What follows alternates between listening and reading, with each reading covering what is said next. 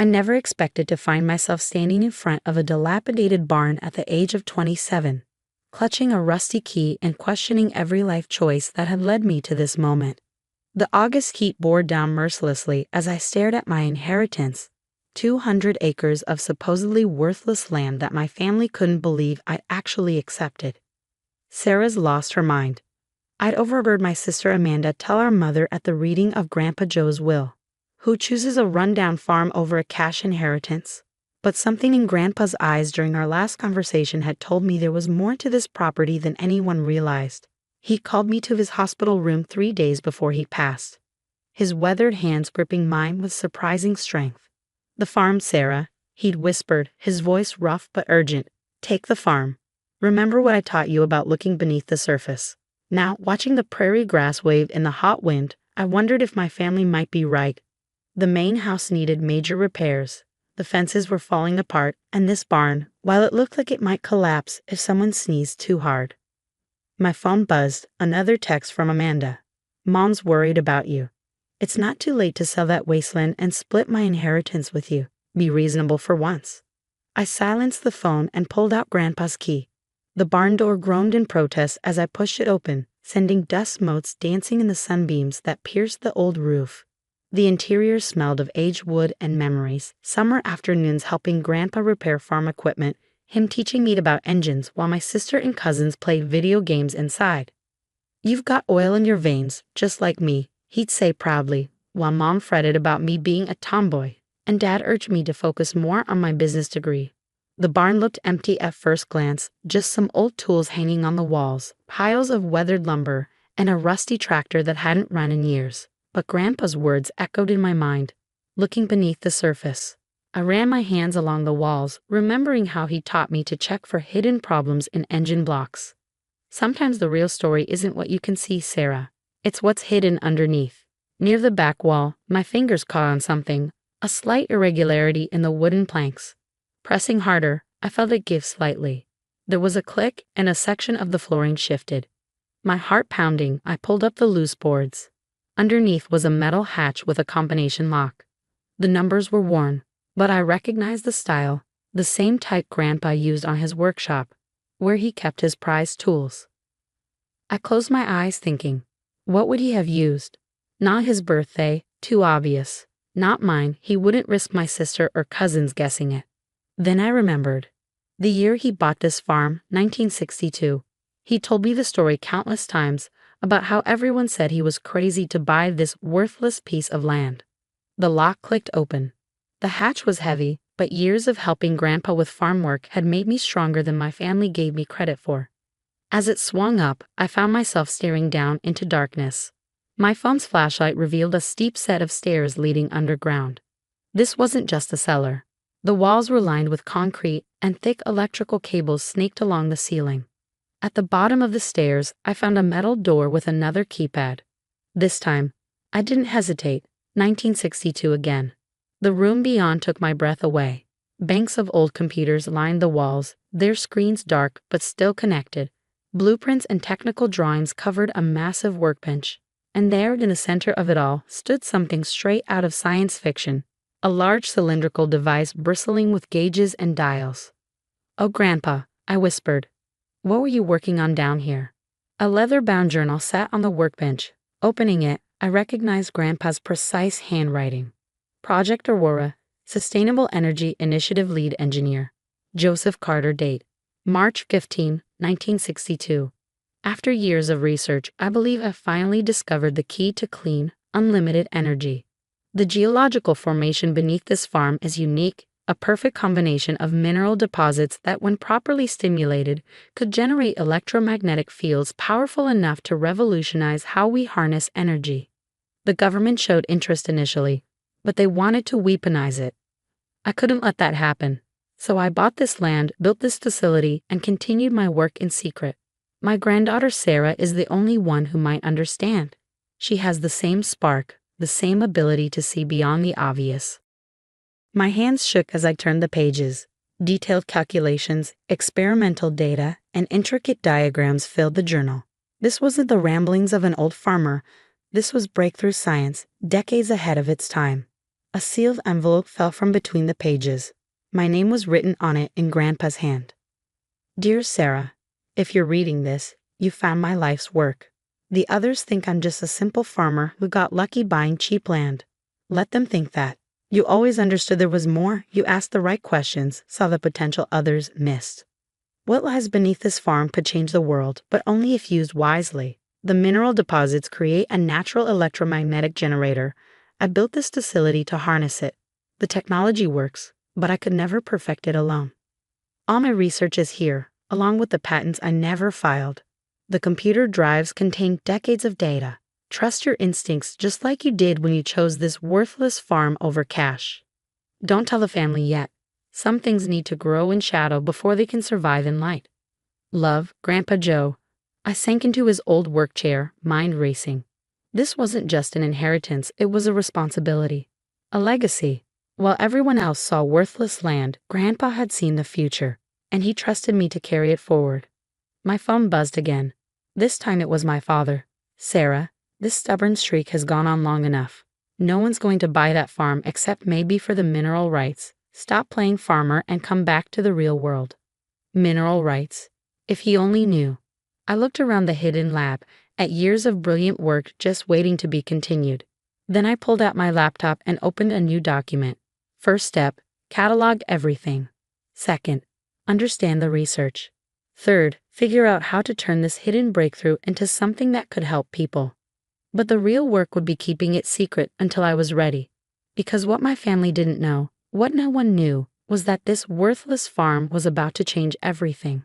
And the sister they dismissed as impractical was the key to it all. For the next 6 months, I lived 2 lives.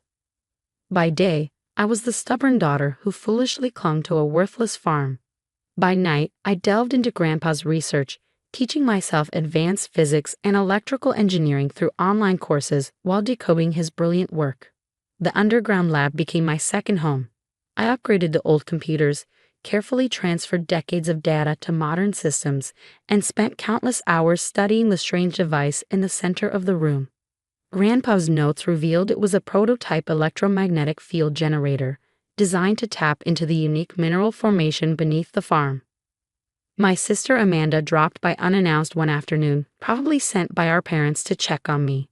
She found me in overalls, covered in dirt from repairing the barn's roof. "Oh, Sarah," she sighed, designer purse dangling from her arm. "This is getting ridiculous. You're living like a hermit out here. Did you even know Morgan Stanley offered me a promotion?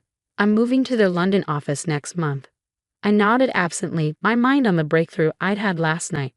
Grandpa's electromagnetic field calculations needed just one adjustment to achieve stable energy output. "That's great, Amanda. Really great. Are you even listening? Look at yourself." She gestured at my work clothes. "You have an MBA from Cornell, and you're playing farmer.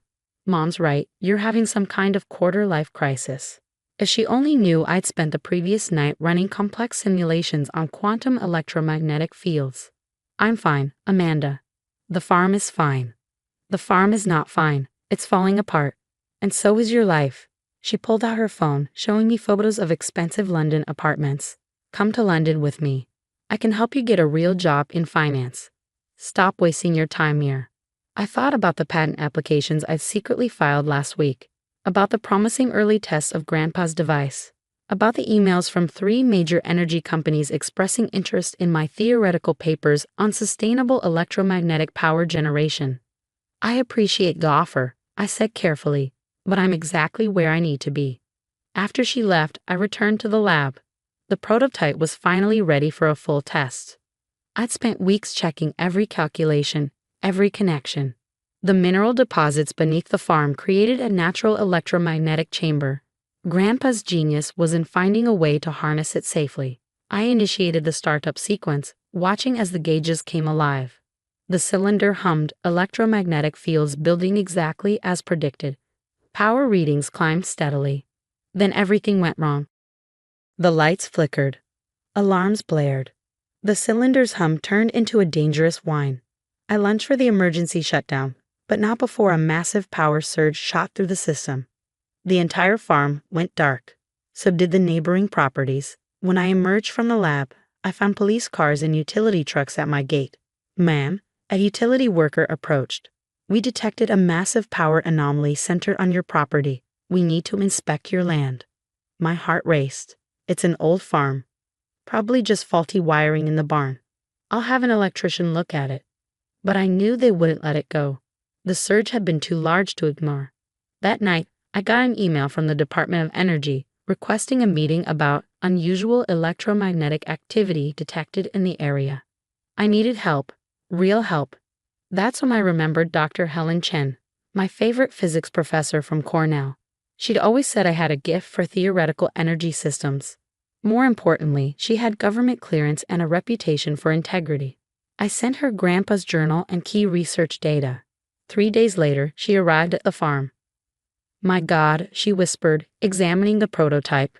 Your grandfather was decades ahead of his time. This could revolutionize clean energy production. But, she turned to me, you know they'll try to take it from you once this goes public. I nodded. That's why I need your help, not just with the science, but with protecting it. The next few months were a blur of activity. Dr. Chen helped me perfect the system while also connecting me with trusted patent lawyers and ethical investors. We worked in secret, knowing we'd only get one chance to announce this right. Then came the day that changed everything.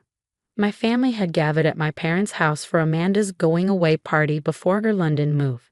I sat quietly as they discussed her brilliant career prospects, occasionally casting pitying glances my way. At least the farm's good for something, my father said, sipping his wine. The power company called me again about buying the mineral rights. Might be time to cut your losses, Sarah. Actually, I said, sliding a newspaper across the table, you might want to read this first. It was tomorrow's edition, sent to me by the publisher. The headline read, Revolutionary Clean Energy Breakthrough Discovered in Rural America, Carter Electromagnetic Technologies, valued at $3.2 billion after first demonstration. The article detailed how my company, named for Grandpa, had successfully created and patented a groundbreaking sustainable energy system. The Department of Energy had already signed a preliminary contract. Major tech companies were fighting for licensing rights. The room fell silent. Amanda's wine glass stopped halfway to her lips.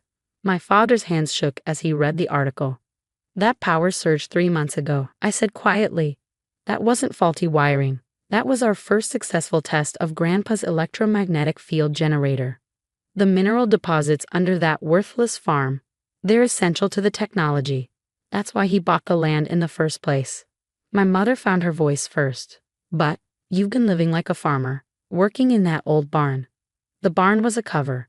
The real work was happening underground, in Grandpa's secret lab. He left me everything, his research, his prototypes, his dreams of clean energy.